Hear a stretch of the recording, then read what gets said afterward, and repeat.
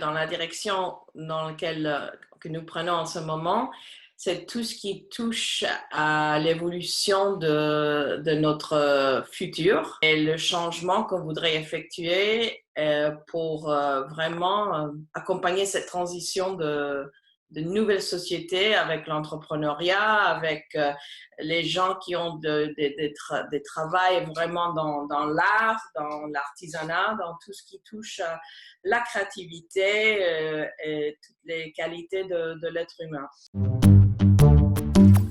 Lesintelligences.com, votre extracteur de connaissances.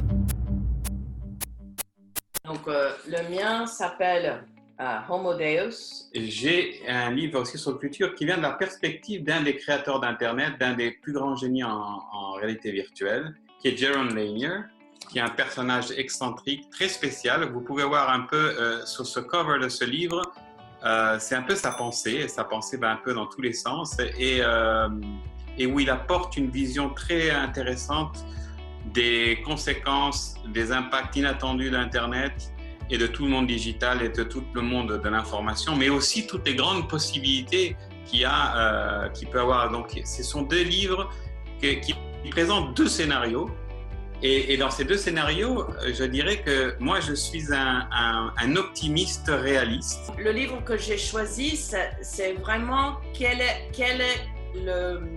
l'impact que nous pouvons avoir en tant qu'être humain pour pouvoir être acteur de cet avenir. On a vraiment besoin d'un nouvel entrepreneuriat. On a vraiment besoin de cette biodiversité pour faire face à ces monopoles. Parce qu'aujourd'hui, si on regarde une grande base de notre vie, on dépend de cette data, on dépend de Google. Les métiers de l'avenir, tout ce qui touche la relation humaine, l'artisanat, tout ce où l'homme est très créatif, ça va faire une différence et c'est là où j'ai l'espoir qu'on pourra être acteur de ce futur. Une des choses qui n'est pas vraiment, elle est dite dans le livre de Yuval, c'est que la science pense que l'être humain, c'est un algorithme et qu'on peut être, entre guillemets, il peut faire des copier-coller, mais lui, il pense qu'il y a une différence entre l'intelligence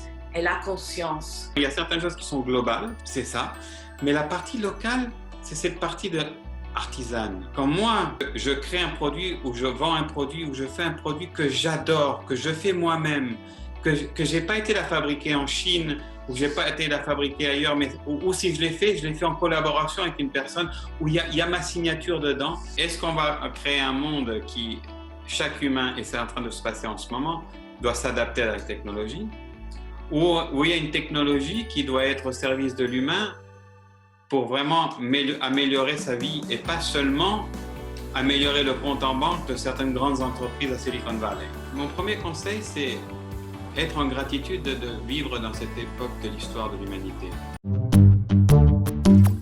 Inscrivez-vous maintenant pour profiter de 4 jours offerts à notre plateforme.